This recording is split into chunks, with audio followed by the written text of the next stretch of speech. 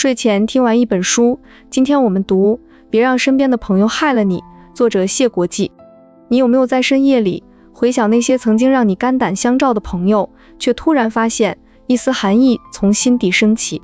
那些笑脸背后的阴影，那些推心置腹后的背叛，仿佛一柄无形的刀，悄无声息地划过你的生命。这本书就像一盏昏黄的灯，照亮了人际关系的幽暗角落，主题直指人性中最隐秘的伤口。朋友本该是温暖的港湾，却往往成为最深的陷阱。你可能也想过，为什么最信任的人会带来最深的痛？谢国际这个名字或许在你的微博 feed 里闪现过。他1976年出生在河北冀州，一个普通的汉族家庭，长大后成了北京天下书盟传媒股份有限公司的监事。更重要的是，他是新浪微博上的知名博主，一个心理学家，一个畅销书作家。他的笔名是牧原，像一个安静的牧羊人，引导读者穿越心灵的荒野。他的作品总是直击人心，比如人生随时要尽心，管理就是搞定人。这些书不是空洞的说教，而是从生活里提炼出的智慧。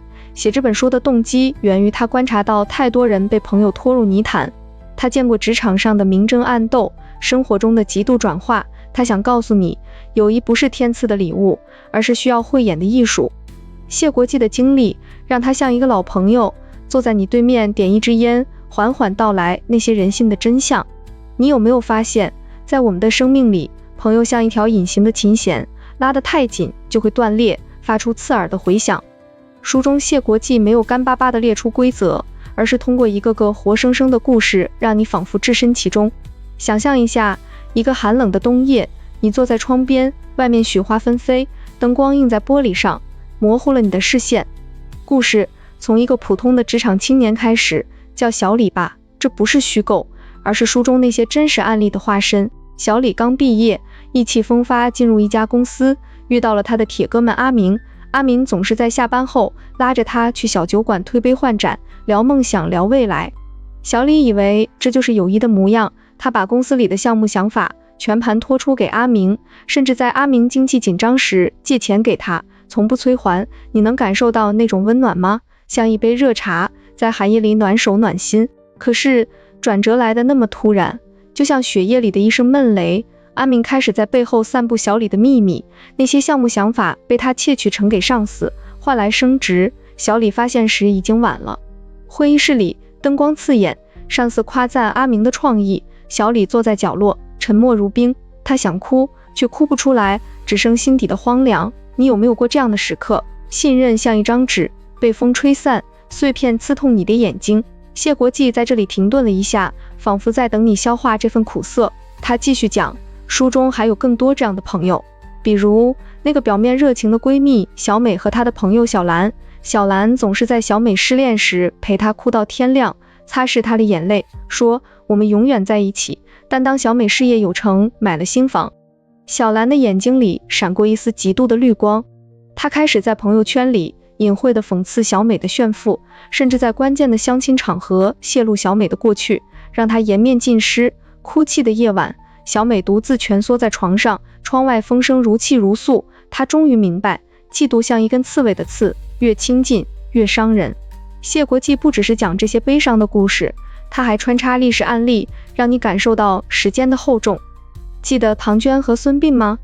战国时代，庞涓表面上与孙膑称兄道弟，一起拜师学艺，但当孙膑的才华威胁到他，庞涓就设计陷害，让他遭受月刑，膝盖被剜，终身残疾。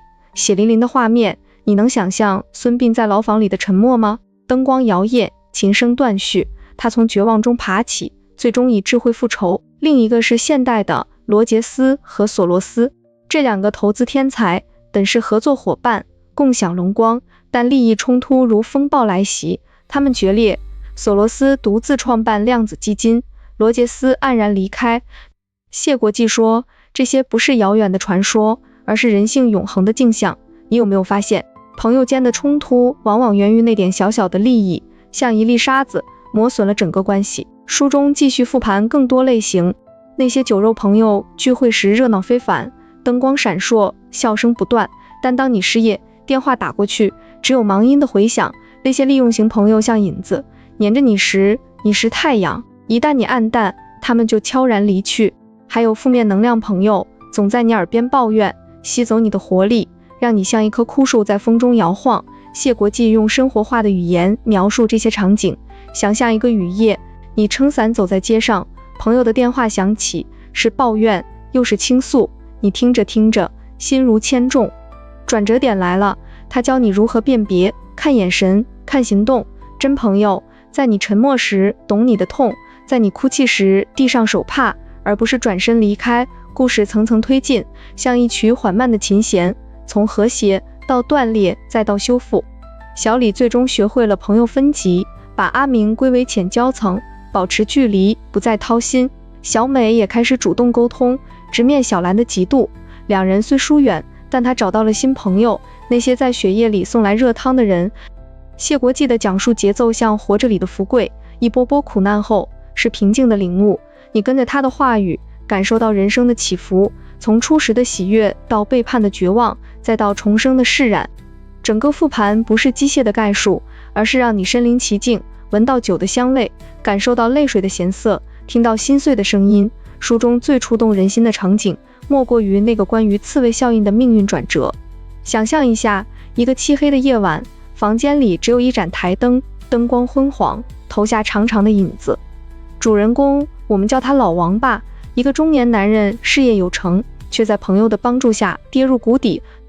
他的挚友老张总是在他耳边吹风，说投资这个项目吧，稳赚不赔。老王信任他，像兄弟一样倾囊而出。结果呢，项目崩盘，老王破产，妻子哭泣着收拾行李，孩子眼神里的恐惧像刀子一样扎心。老王坐在空荡荡的客厅，沉默良久，窗外风雪交加，他终于爆发了，不是怒吼，而是无声的泪水顺着脸颊滑落，滴在地板上，发出细微的声响。那一刻，绝望如潮水涌来，他想，为什么朋友会变成敌人？谢国际在这里停顿了很久，仿佛让你也感受到那份窒息。他说，伤你最深的人，往往是离你最近的人。这不是金句，而是血的教训。老王在谷底爬起，领悟到嫉妒的转化。老张表面帮忙，实则嫉妒他的成功，想拉他下水，情绪层层叠加，从信任的温暖到背叛的冰冷，再到领悟的释然。你有没有发现，这样的高潮不是戏剧化的爆炸，而是内心的风暴，悄无声息却摧枯拉朽。从这些故事里，谢国际升华出书的真谛，友谊不是命运的馈赠，而是我们对抗人性荒谬的武器。你可能也想过，生与死之间，什么是活着的价值？在人际的苦难中，答案是辨别真伪，守护真心。书中核心思想像一缕晨光，穿透迷雾。人性本就复杂，朋友间藏着爱与责任，也藏着嫉妒与利益。刺猬效应告诉我们，太近会互相刺伤，适度距离才是希望的基石。你有没有发现，那些假朋友像命运的试炼，逼你成长？谢国际说，不怕真敌人，就怕假朋友。这句金句停顿在这里，让你回味哲理，不是空谈。它结合案例，阐释朋友分级管理，把人分成核心层、熟人层、浅交层，像管理生命一样分配精力。那些负面朋友会吸走你的能量，让你陷入荒谬的循环。真朋友则是对抗命运的盟军，带来意义与希望，升华到人生层面。活着的价值不在于拥有多少朋友，而在于质量。爱与责任让我们选择那些在雪夜送炭的人，而不是酒桌上的热闹。谢国际的笔触深沉，像命若琴弦里的盲人琴师，拉断1000根弦，只为名目。我们拉断无数假友谊，只为看清人性。情绪从绝望转向领悟，苦难是老师教你释然。金句浮现，用别人的无能衬托自己的人，不值得交。你可能也想过，在这荒谬的世界对抗命运，不是孤军奋战，而是选对伙伴。哲理层层展开，像琴声渐起，从低沉到高亢，最终释然。友谊的意义在于互相成就，而非互相消耗。谢国际提醒，主动沟通是钥匙，解开冲突的锁。友情角色化，让每个人在你的生命里有合适的位子。最终升华到人生的希望，在于从苦难中提炼智慧，别让朋友害了你，而是让友谊成为你的盾牌。听完这些，你的心是否也像琴弦般颤动？谢国际的书不是结束，而是开始。它像一盏灯，照亮你未来的路，让你不再盲目信任，不再轻易受伤。回想那些雪夜灯光、哭泣、沉默，我们都曾在人迹的荒野中迷失，但现在你有工具去辨别，去守护。生活本就充满苦难与希望，人性荒谬却也美好，选择朋友就是选择你的命运。亲爱的听众，你有没有想过，下一个朋友圈的聚会，你会如何看待那些笑脸？这个问题留给你，在睡前慢慢琢磨。晚安，愿你的友谊如星光般永恒。